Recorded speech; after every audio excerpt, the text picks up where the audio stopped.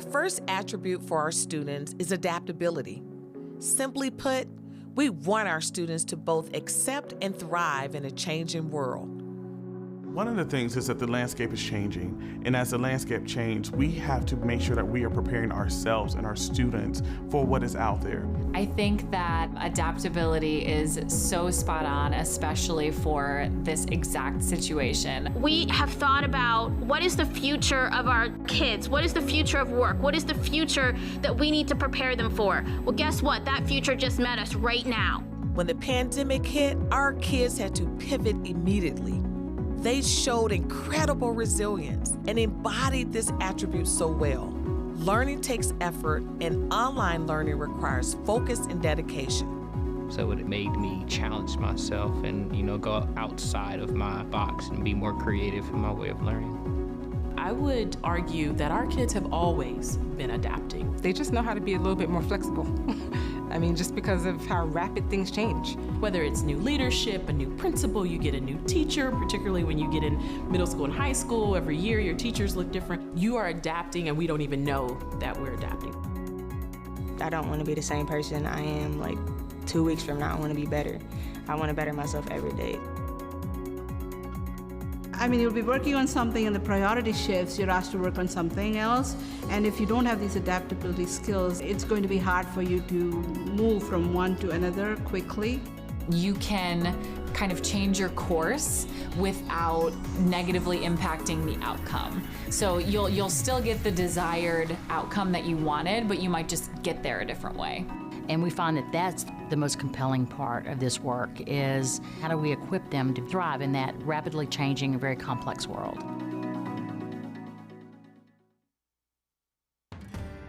Accepting and valuing those who are different from us is at the core of global empathy.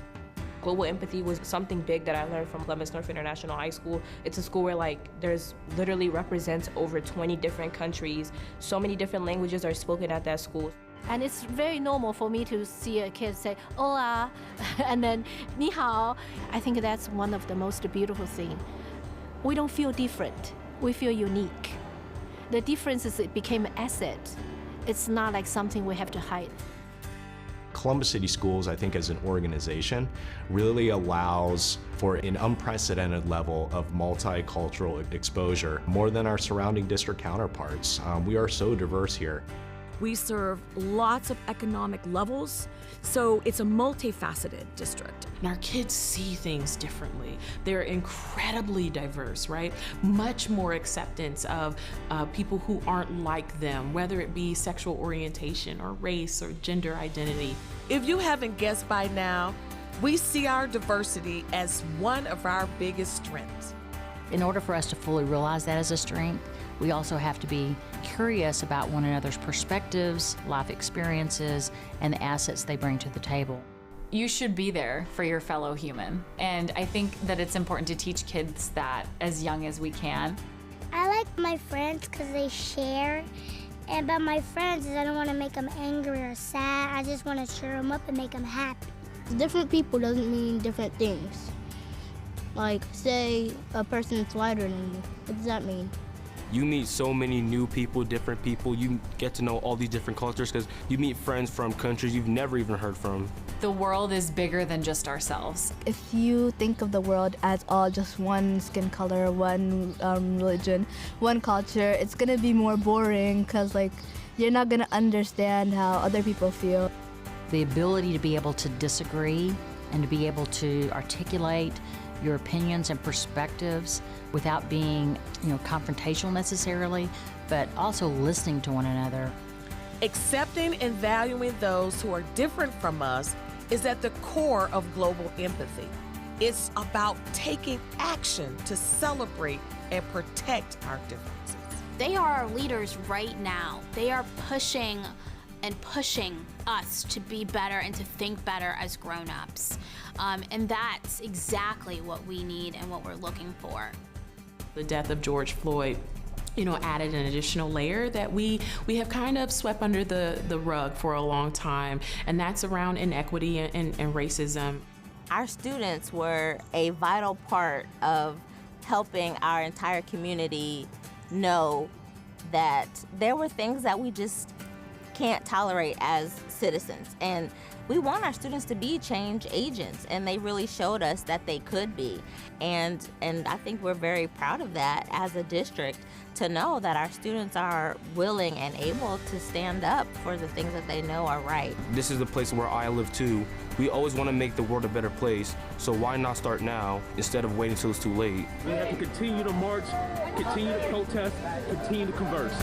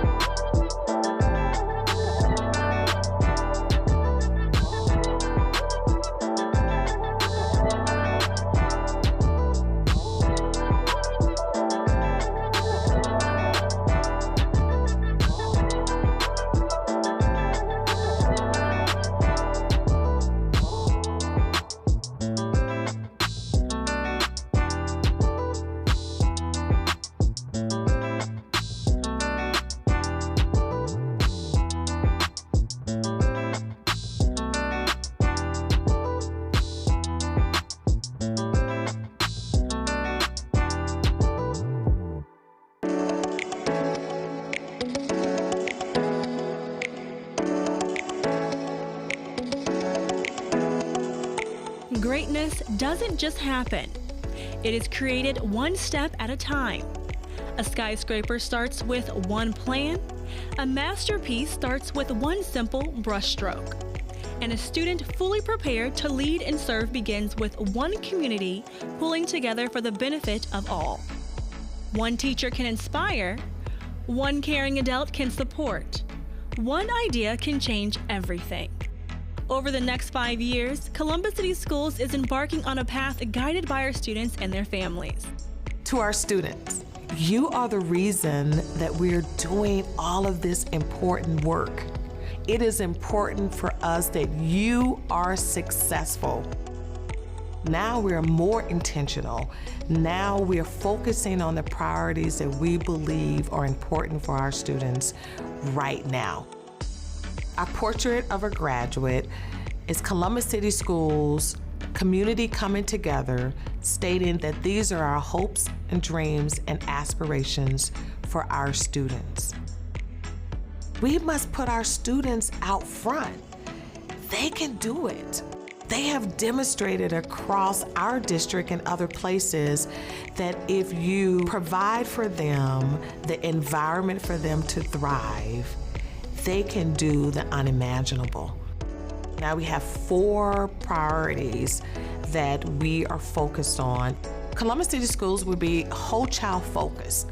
And what that means is that we will focus not only just the academic, but also social and emotional well-being of our students.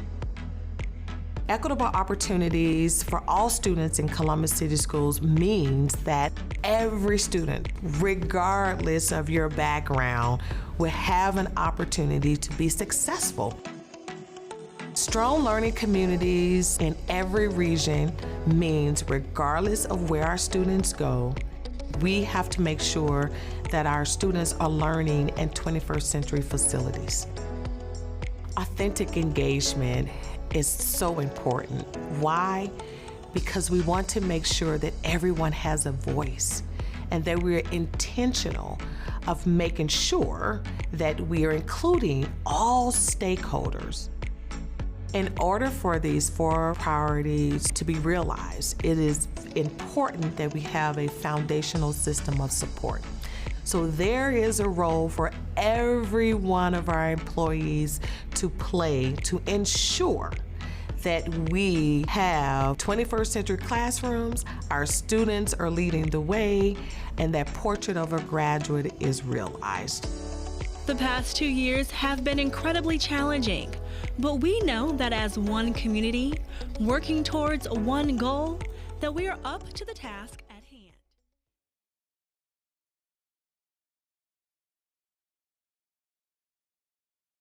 Good morning, everyone, and happy Thursday.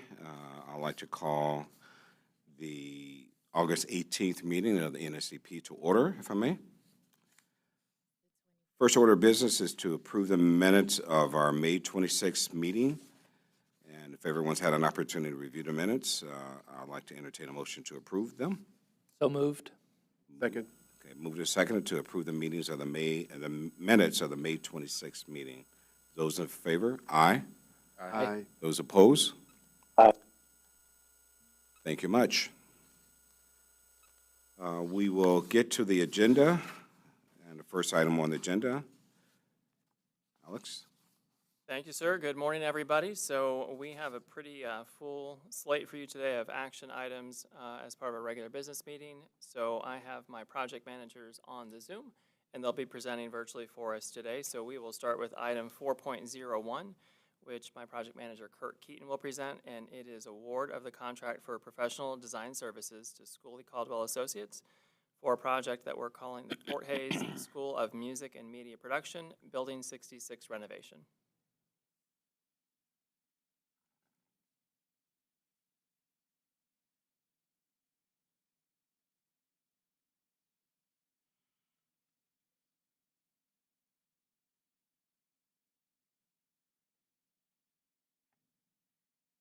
Okay, good. All right, well, again, this is the Fort Hays School of Music and Media Production Building 66 renovation. And just to provide a little information on this, this is actually a very exciting project for the district. and the students. So this will take the music and media production from Fort Hays and focus them in this renovated building that will be complete with professional audiovisual studios, collaborative classroom space, and some lab space areas, and allow the students to really see a professional studio with industry standard practices and, of course, state-of-the-art equipment. So very exciting for the students. So we'll get right into this. So here's a copy of our advertisement that shows our submission deadlines and our links. This is in the dispatch 912 and the CCS website. Up next is our RFQ that we sent out, again, complete with our submission date there. And then this provides just a little overview of what the project is, our delivery model, which is design, bid, build, and our budget of $10 million. And again, just some more information. Again, we did call out this as prevailing wage due to ESSER funding. Here's our sign-in sheet for our informational meeting. And then this is our agenda. Again, we had our anticipated board approval date on there, some other deadlines. And then here is the actual building that we're going to renovate, building 66 right here. These were some questions that were asked that we then put answers out to for the submitters. Here's the statement of qualifications for Schooley Caldwell and their team that they put together. Here are the scores, which again, you can see Schooley Caldwell at 343. And then this is our shortlist selection letter. Here is our interview score sheet. This is like golf, so the lower the better, lower number the better. Here is our congrats letters, our congrats letter, and then our regrets letters. Our legislation, so this is for the $860,000 for the design services. Here is our working contract. And then they have committed 40% LEDE. And this has been approved and signed by Terry. Any questions?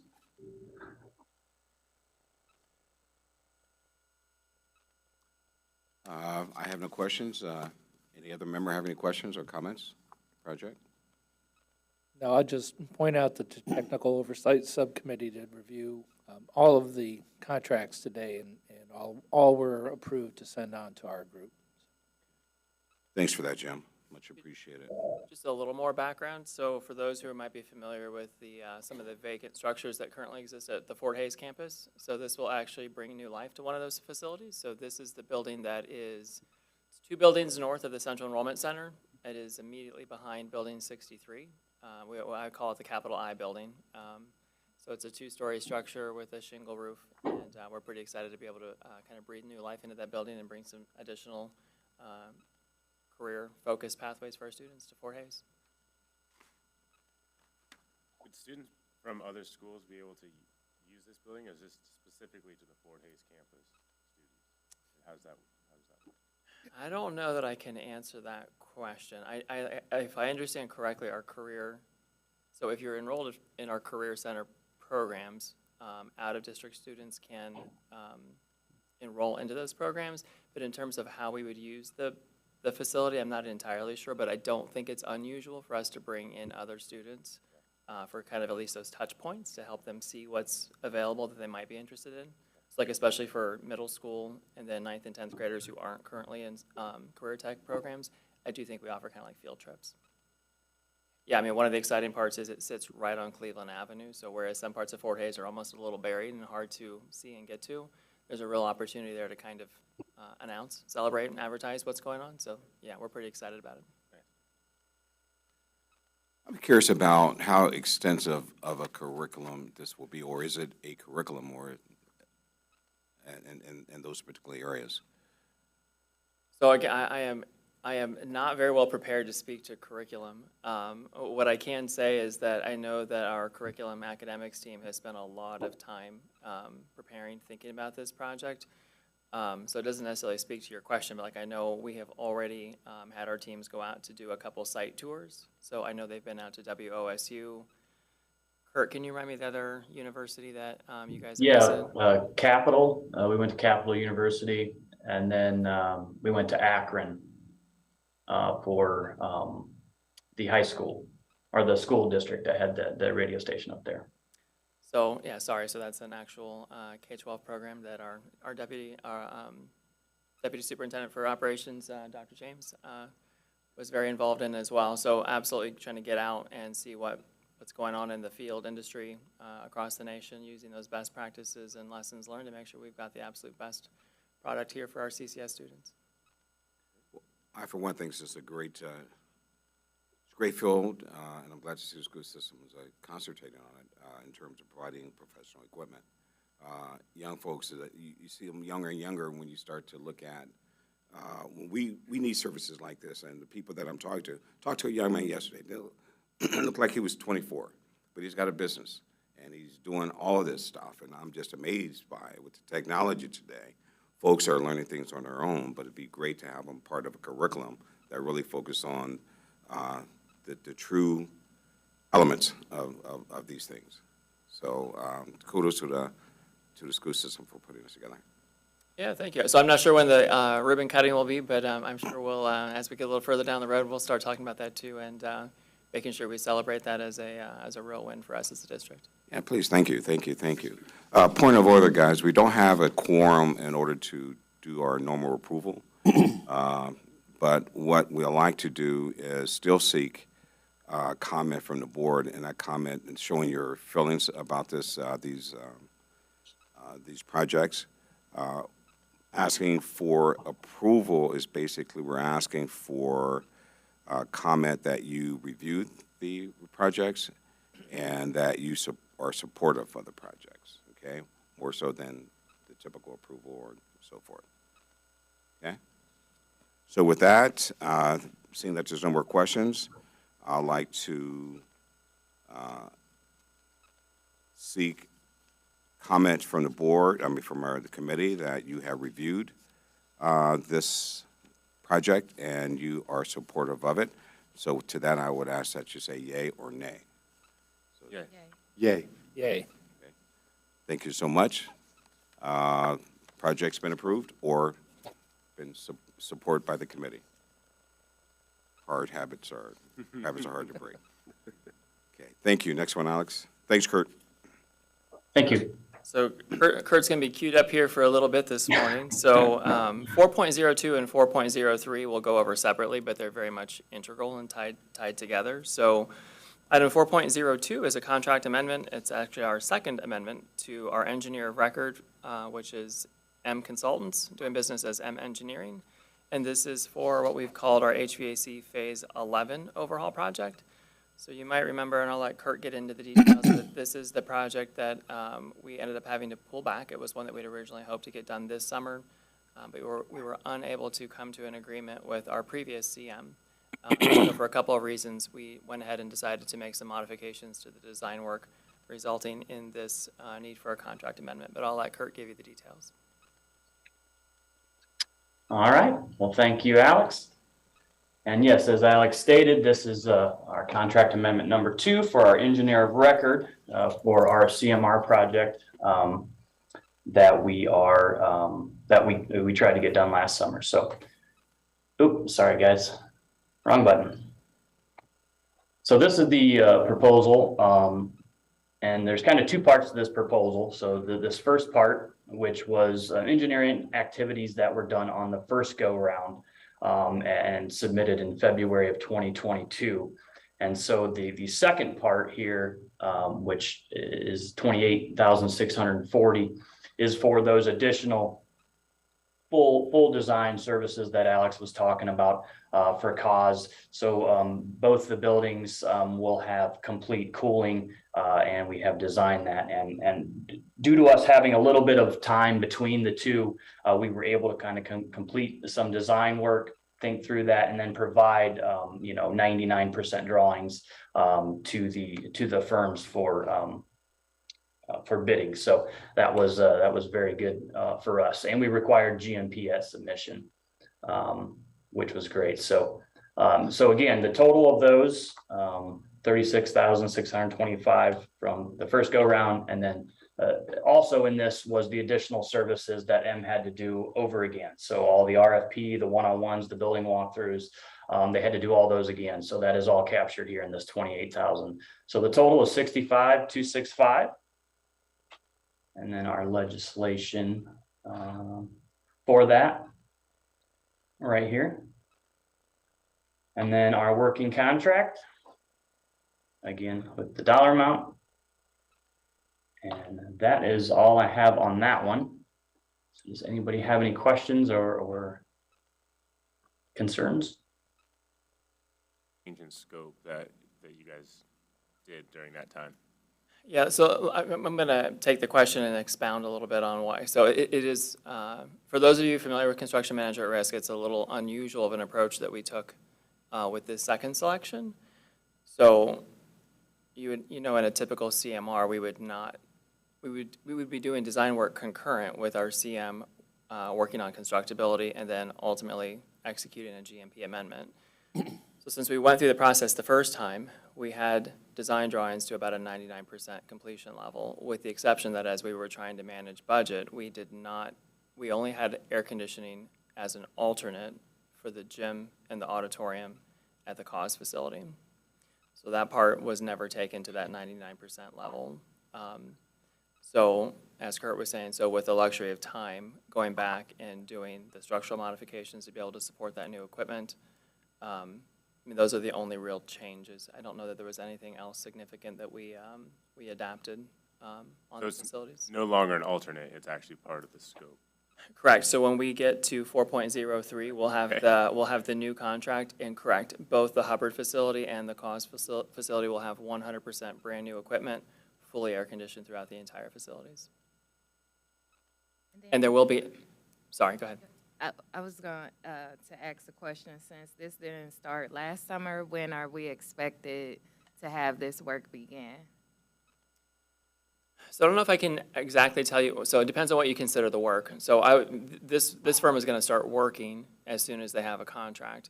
In terms of actual contract labor on site, yeah, I can't necessarily tell you. Like, that's one of the things we'll want to work with them on. Like, it is going to be largely a summer of 2023 focused project.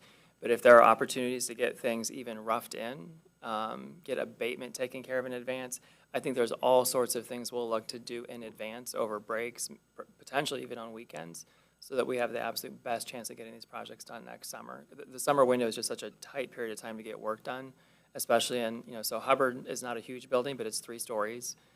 Cause is only 2, but it's much more spread out. It's got many more different additions, so lots of different building conditions that we're going to run into. So, I can't tell you, because that'll be up to our CM to make those decisions, and we'll certainly work together to make sure that we're doing that work in a way that's not disruptive. But my suspicion is we'll get some early work started where we can.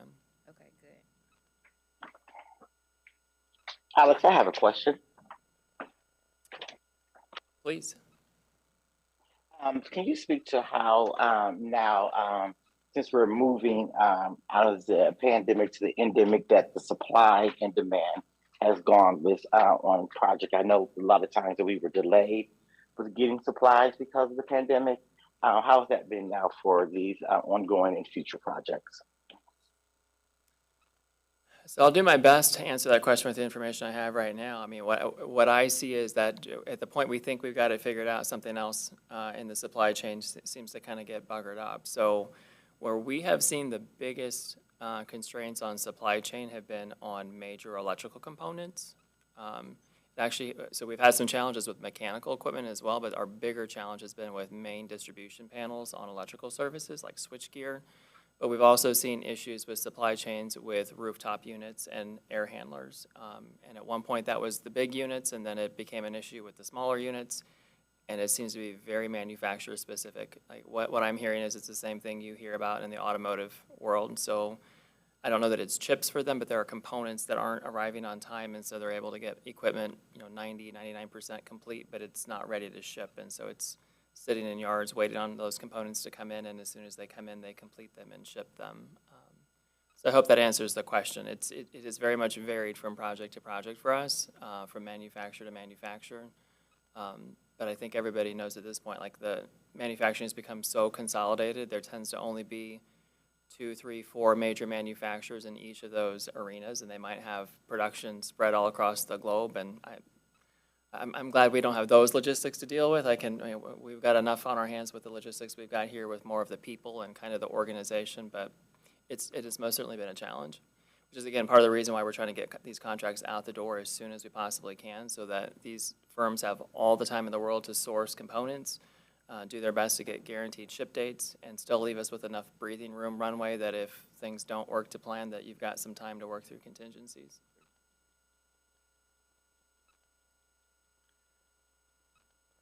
Thank you. Any more questions or comments? Okay, hearing none, I'd like to entertain a motion that stating that you have reviewed the project, are in favor of it. So moved. Jim, Russell has moved. Yes, me as well. And Anthony has seconded that motion. Second. Okay, those in favor? Aye. Aye. Opposed? Thank you much. All right, that takes us to item 4.03, which is the award of a contract for construction manager at risk services to Cornucocosing Construction.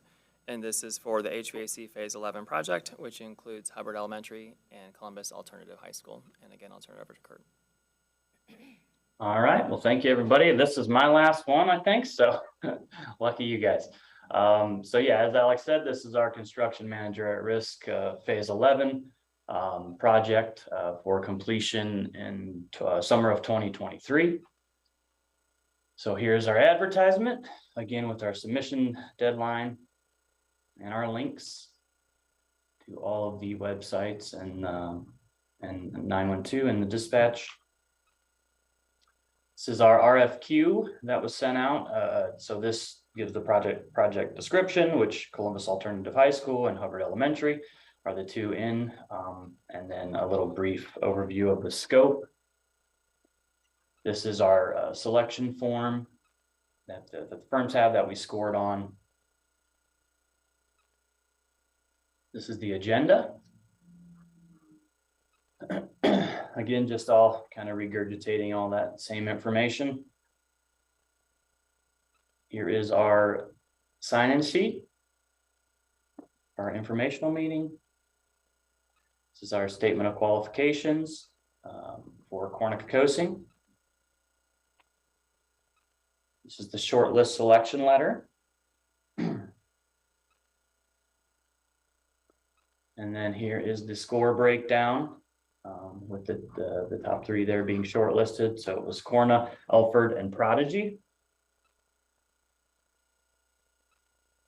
And then here is the RFP, which again kind of has all of our important dates and times on there. This is their final proposal for the Cornucocosing team.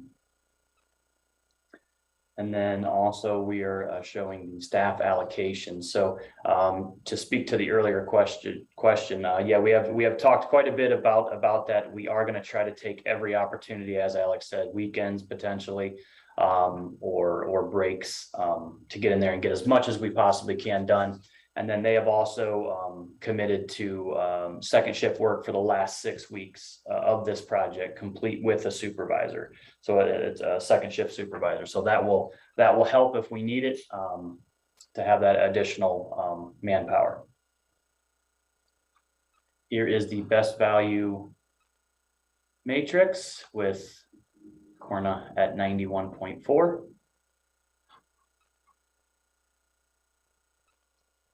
Here is our EOR recommendation.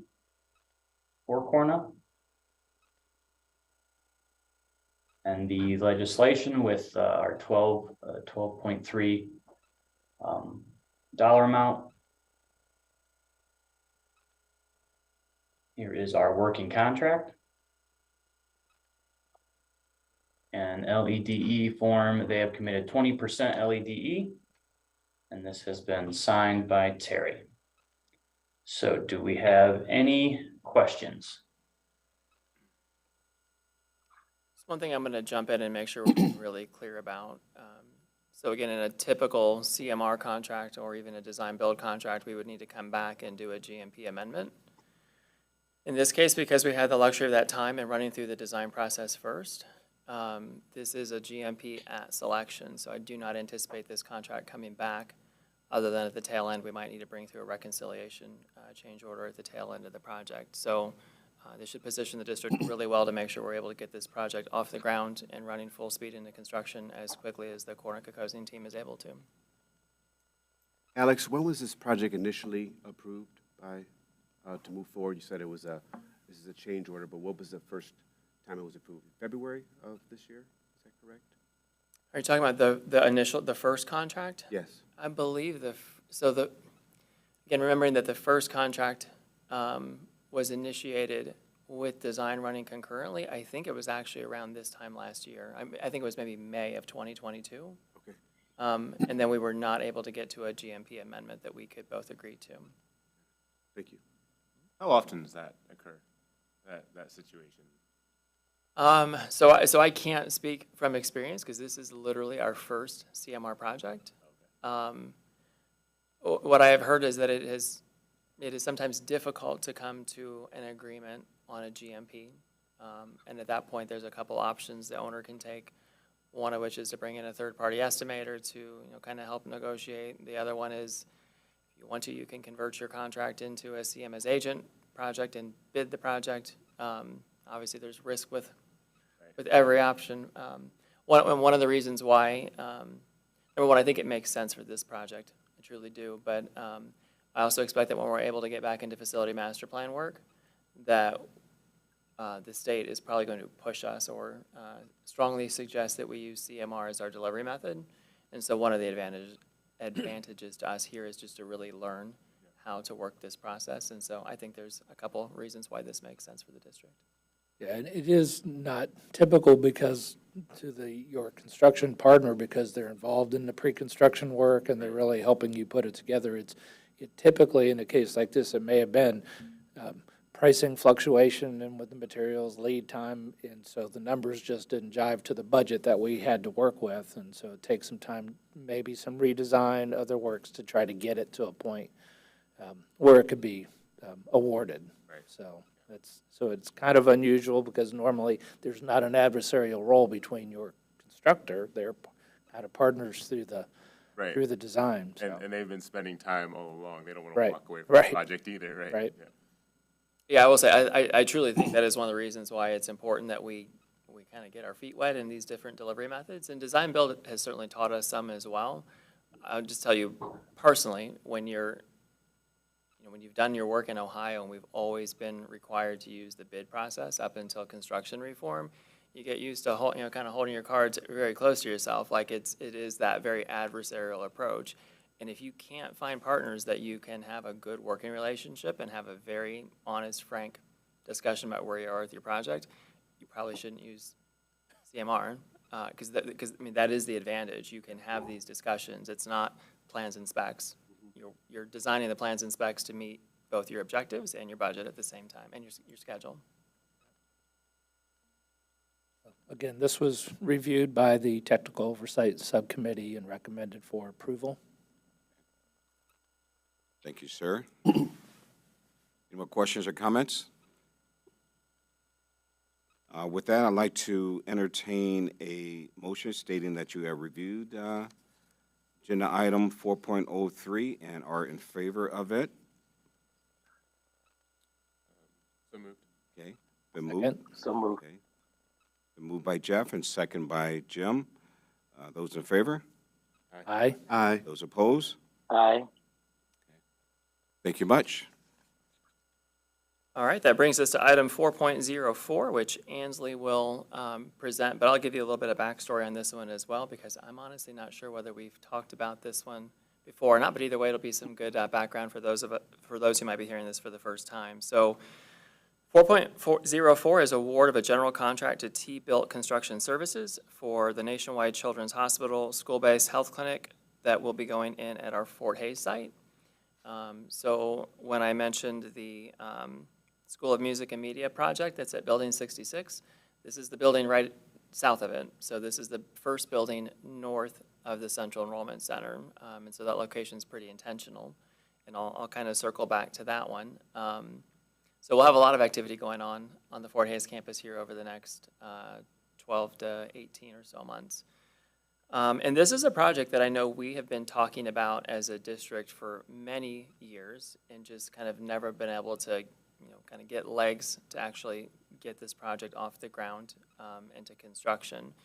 And so a real interesting concept or opportunity came to us, I think at the end of calendar year 2022, where ODE, Ohio Department of Education, in conjunction with Ohio Department of Health, offered a grant opportunity to school systems across the state using their own, I don't know if the state's version of ESSER money is ARPA, but it's federal stimulus related to COVID relief, to help support schools with installing school-based health clinics.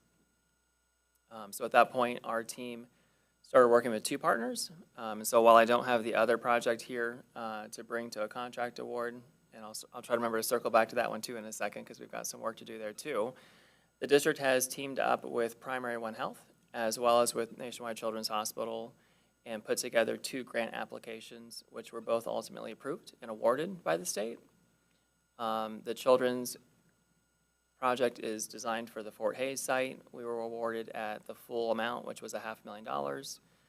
The second site with Primary One Health is for our Columbus International Global site, and I think it was awarded for around $450,000 total. So this is the first site at Fort Hays. We hired a design team, which in this case, hopefully I'm not wrong, I think it's Design Group. And so this is the result of those bids. Now, I will tell you, I'll give you a little bit of the backstory. I'll let Ansley make the presentation, and then we'll talk about total funding. But again, I don't think anybody is surprised that we've seen incredible inflation and fluctuations in the market over the past 12 months at least. And I'd say they seem pretty seismic from December of 2022 till now. And we have certainly seen that in these projects. So our budgets have gone up significantly over those original awards, but the district is prepared at this point to fill the gap between what the state grant is able to award and what our district is able to bring in through ESSER funds, which are also a qualifiable use for these types of projects. So before I let Ansley make the presentation, so I'll circle back to the second thing I told you I would, which is, so that second project is designed by Moody Nolan. It actually went out for bids first, and we came in well over 10% over our estimate. So we are currently working through some design revisions, and I think our plan is to have it back out for bids in about another 2 weeks. Thankfully, we were able to adjust our estimate on this project, and so we are recommending that we award this particular contract. But again, I'll let Ansley give you all the details on the project, and then we can answer any questions you might have. Thanks, Alex. Okay, let me share my screen here.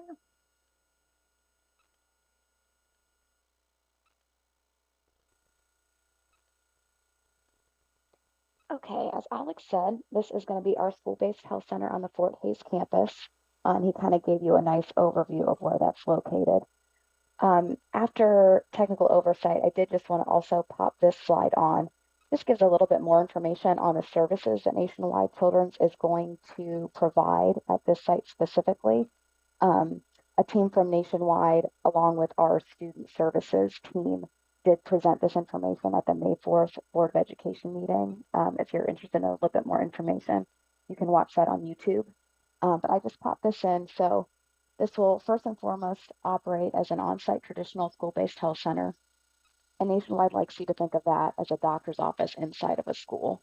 So what your primary care pediatrician would provide, Nationwide can provide in this site. They're also going to fold in some additional services, which I think are a great asset for our students. So that includes mental health care, school-based telepsychiatry, and at this site in particular, they're also going to focus on care for students and children with medical complexities. And this will be from their complex care team. So this will be students in the district that are at Ames, which is just on the Fort Hays campus, not far from our site. It would also be high school students coming from Independence and elementary school students coming from Coleraine Elementary. And that would be in conjunction with our yellow bus transportation to transport students from those sites here. They're also planning to have dedicated vaccine storage for our school sites here. So not only is this school center going to serve Fort Hays campus, it will also serve other schools that are close by in the region, as Region 4 does not have a school-based health center currently. This is a photo of the building. Like Alex said, it is the building just north of our Central Enrollment Center. Sorry about that. You can see it right off of Cleveland Avenue.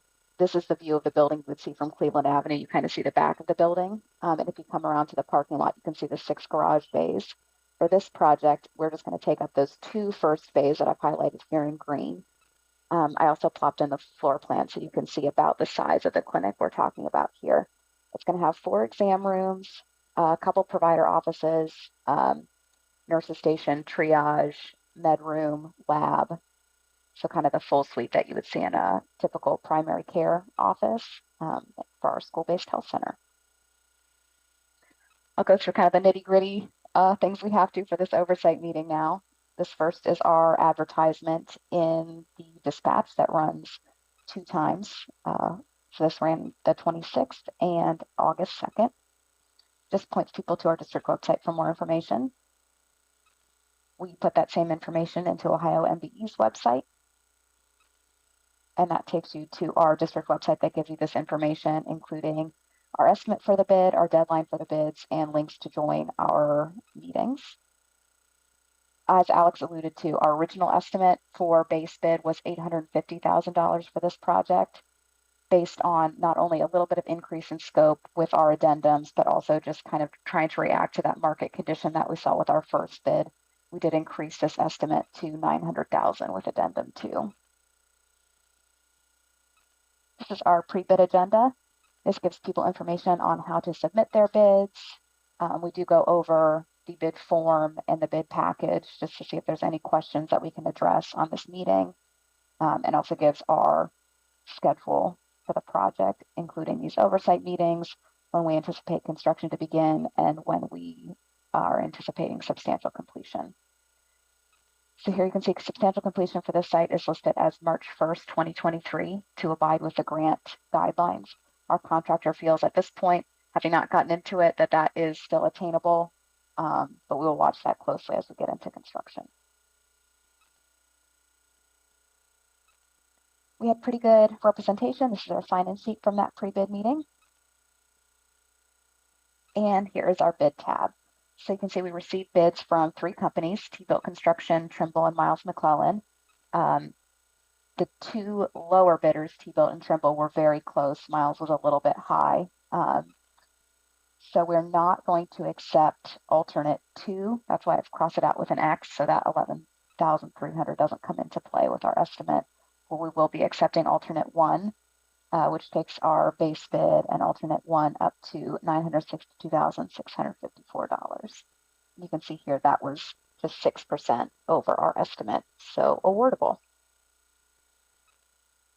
This is our architect's recommendation letter from Design Group recommending T-Built for the construction contract.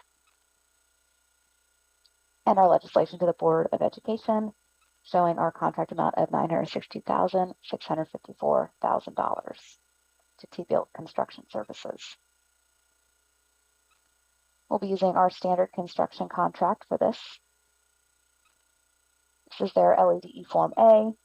They did do their due diligence and reached out to LADE vendors per our board policy. They did not get much to any response. So at this point, their LED contribution is only 3.5%. He said he will work to get that higher, but Terry has reviewed this and approved it at the 3.5, and hopefully we get higher than that. That is all I have. Are there any questions on the school-based health center at Fort Hays? Yes, I have a couple questions. Can you hear me? Okay. Yep. So thank you for providing this overview. So can you speak to like the process, or if you know, like what determined this location for this clinic that is coming? And then I believe you said Region 4 hadn't had a clinic before. So maybe if you can also share in other regions, how many do they have? And then my last question is, when you say work to get the LEDE participation up, what would that look like? 3.5 sounds pretty low compared to the 20%. So how can we, like, what are more details about getting that up higher? Alex, I will take the LEDE and the other region clinics if you want to take how we selected this site. Do you want to take that first, and I can take the other two questions? Sure. So what I can tell you about site selection, and I'll kind of, if it's okay, I'll kind of talk about both projects together because I think it's important that kind of people have the whole context. So I believe her title is Chief of Student Services, Dr. Michelle Klein.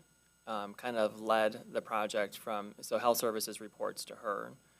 So it was kind of her teams working with the partners of Primary One and Children's, reached out early to us when the opportunity presented itself. We knew the budgets were not sufficient to support new construction. I don't even know that the grant allowed for that. I think it was intended to retrofit existing space. So we started quickly talking about where we knew we had space that we could back into pretty easily. What's ironic is, so when I said we had talked about these concepts many, many times before, we actually, and don't get me wrong, we didn't actually end up implementing what we had drawn up, but we actually had plans on the shelves for both of these sites. So we had already been talking with these school leaders, with kind of the community about the need for services in these areas. So when the opportunity kind of presented itself, I can't tell you for sure whether, like at Fort Hays, Children's was like, we'd like to be at this site, but I think they did. Like from a central location standpoint, I'm not sure there's a better site. We certainly don't have a better site. So I think central location was really important to the district and to the partner for this particular site. Proximity to the Central Enrollment Center was really important. So all of our families, especially all of our new families, are coming to this campus. So there's a real proximity opportunity to basically walk families right as they're leaving from enrollment, to be able to walk them right into a primary health facility. And I think especially for our new American families, so important to be able to kind of connect families with services, like even if that's not the right location for them, to be able to have that kind of human touch point to find out where they do live, and if there's a site that's closer to them that might be a better service provider on a day-to-day basis. So I think that's kind of the story behind Fort Hays. And then I know at our Brookhaven site, and my apologies, but we always call it by building names because I feel like people know that even if that's not the school that operates there today. So a huge new American population up in that kind of Cleveland Avenue, Morse Road major intersection. It's part of the reason why our Global Academy exists at that site. So again, like from a proximity for our district, we had space there. We ended up having to rearrange some classrooms because the space there is currently being used as classrooms, or this past year was used as classrooms. But we had already had the exact same discussion about from a proximity and touch point for our families, like very ideal locations. I think one of the concepts for these projects is to reduce friction, to make it very easy for families to literally drop into sites. So even if they can't get seen that day, they can make an appointment that day. They can get access to information, whatever it is it might take to get families to actually engage in healthcare. I think one of the other neat things too is that, so working with these teams and the service providers, So the services at both sites are not the same. So Ansley talked to you about what'll be provided at Fort Hays. What'll be provided by Primary One up at the Brookhaven site is general medical care, along with mental health, along with vision and dental. So just the range of services that we're able to provide to those families. But I think that part was very much driven by the providers and understanding, you know, from their data and their work, where there are gaps in services that really needed to be filled in. So does that answer the location question? Yes, that's helpful. Thank you. Great. I'll let Ansley touch on the others. And I'm definitely going to get the numbers wrong, but Nationwide did cover this in that May 4th Board of Education meeting. I believe every other region at least has one school-based health center location, but there was one region, I believe it was Region 3, that has 7. Again, I know this is public, but don't quote me on that, but I know they covered that, and they had a map that showed the locations of those other school-based health centers. They're much smaller than this. I believe typically they are only one exam room at those locations. Does that sound right, Alex? It does, from what I remember. Like I can tell you there's one at Buckeye Middle School. I believe there's one at East High School. But there's 11 other locations that Nationwide operates as a school-based health center, and they're spread throughout the district and the other regions. Real quick, Ansley, one thing I want to add too. So what is very unique about these projects? So number one, they're much more comprehensive than the current clinics that operate in our schools, because most of the clinics that Ansley's referring to are operating in a classroom space that was converted, or perhaps an office or two that was available. So they're quite small. But they're also buried inside the building, so it makes it very difficult to see anybody other than our students.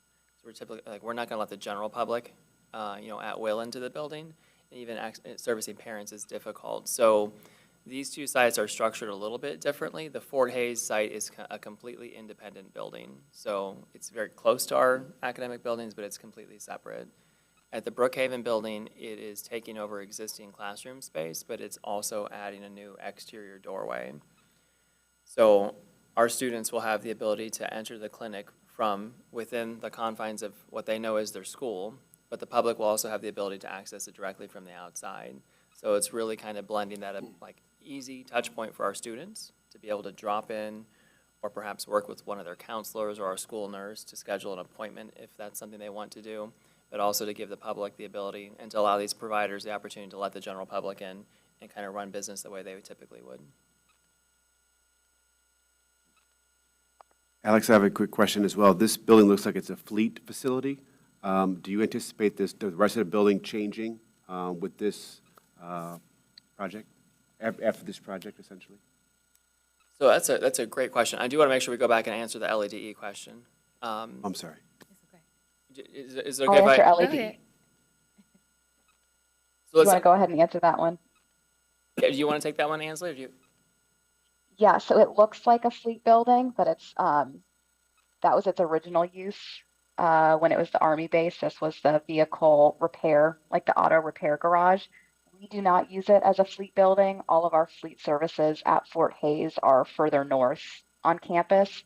So this is actually just utilized as storage right now, some for central enrollment and some for Fort Hays, their custodial staff. So we are consolidating what we have stored in that building. We are taking up all 6 bays with that storage, but we are going to reduce that to the remaining 4 bays to open up these 2 for the clinic. I mean, you can see there's certainly some opportunity there. Like, we have the need for storage as well, so we would obviously need to take that into account. But I mean, you can kind of see the potential for additional services if the right opportunity presented itself. And back to the LED question. So yes, he is at 3.5% right now. He wanted to go back and look at a couple scopes. I think especially electrical, he was going to go back and look at and see if he could partner with an LED firm. He didn't have a lot of response on a couple of his trades for his bid.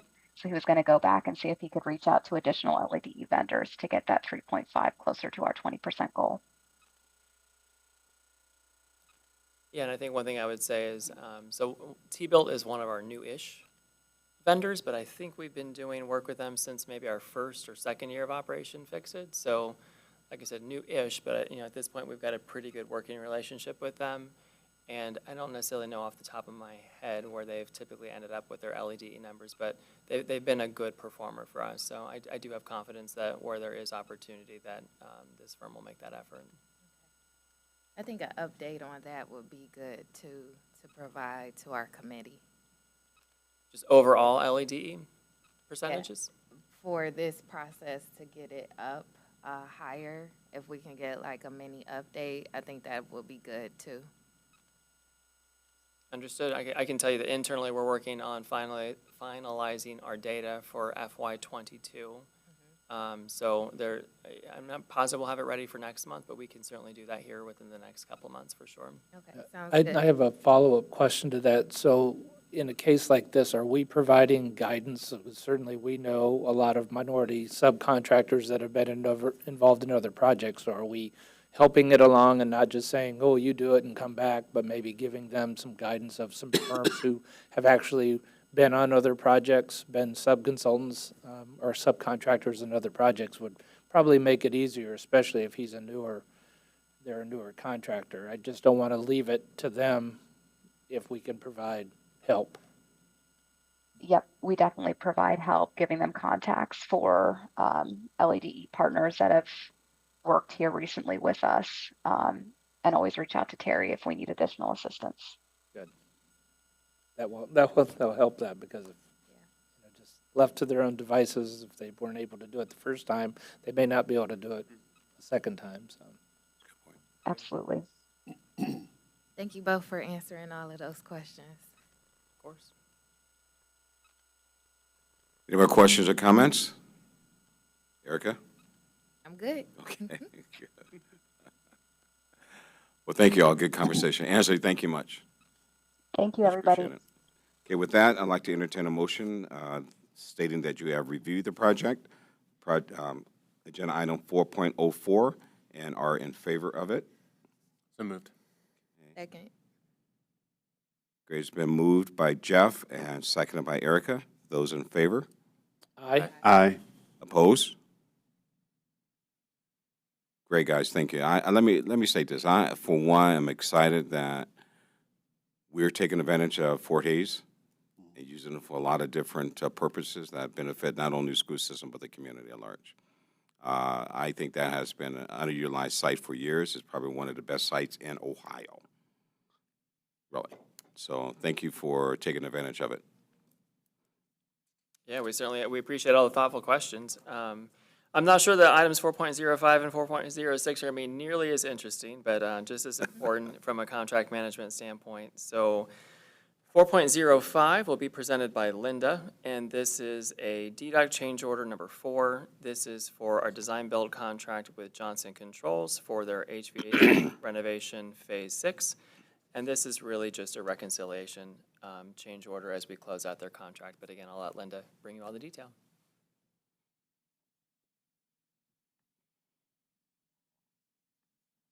This is phase 6 reconciliation, deduct change order for Medina, Ridgeview, Alpine, Cranbrook, Eakin, and Scottwood.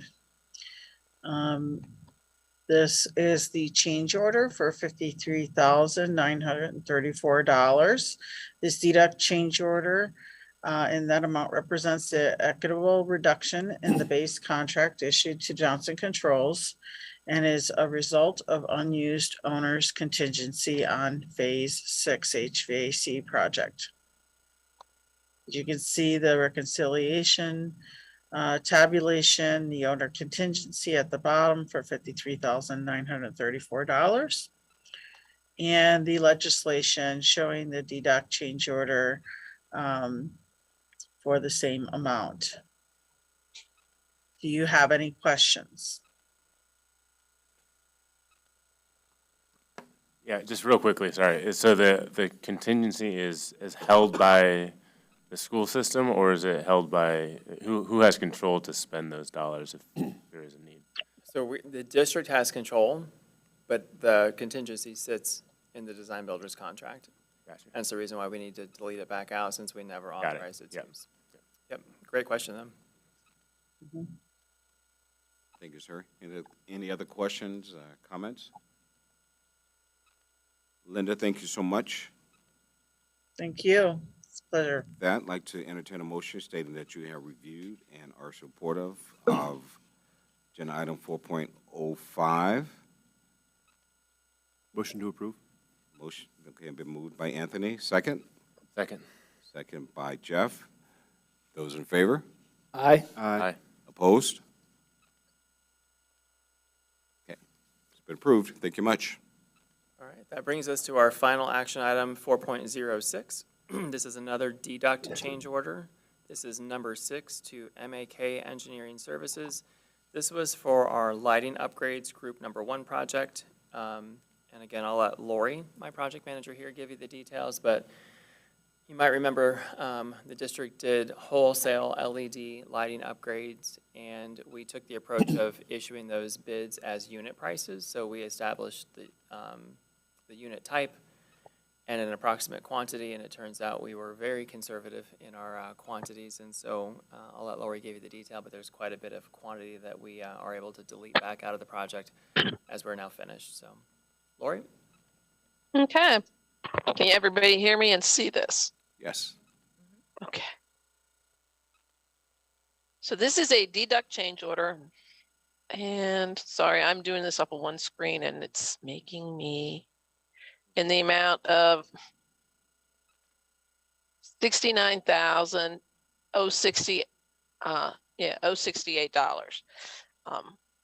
Spread over multiple schools. They had less work in some areas. Less work in many areas where lights may have been too high for them, or they were just not equipped to handle that work. So this reconciles what they installed with what they didn't and gives us money back. Sorry. And again, it's a deduct in the amount of $69,068. This is the legislation. And you guys, it was approved at the review meeting. Do you have any questions? Only thing I'll add is that, so I believe in both of these cases, so these are Operation Fix-It bond dollars. So they'll go back into our contingency account and allow us to get a few other small things accomplished at our legacy buildings. Great. Great. Thanks, Lori. Mm-hmm. Those, you have any questions or comments of Lori? Okay, hearing none, I'd like to entertain a motion to state that you have reviewed and are supportive of the project. So moved. Anthony's moved. Second. Erica has seconded. Those in favor? Aye. Aye. Opposed? Great. The motion passes. Thank you. Yeah, thank you. That concludes our action items for today. Okay. I'm sorry. So that concludes our action items for Okay, today. fantastic. Have anything else to report? Not today. Discuss? Okay. Great.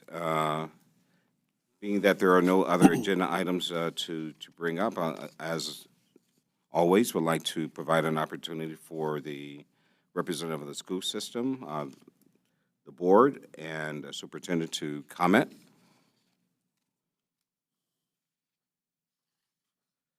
Okay. Good morning, everybody. This is Eric Brown. Morning, sir. I don't see at the moment any other board members still on. I know Tina Pierce was on earlier. And in any case, I'd like to thank you all for continued good work. Today's exciting, not only with the projects that you're recommending, and especially with all the good work on the Fort Hays campus. And all of that is exciting. But also we've got a conceptual agreement with our teachers, and we're wrapping things up in the next few days. through that negotiation process and detail in it. But appreciate support from the community for helping us get to this point. So once again, thank you. Board Member Brown, thank you, sir, for your comments. Any other comments? Any other items for the discussion today? Okay, with that, I entertain a motion to adjourn. So moved. Second. And all in favor? Aye. Aye. Aye. Thanks, everyone. Appreciate your time. Good seeing everyone. Stay well till next time. Thank you.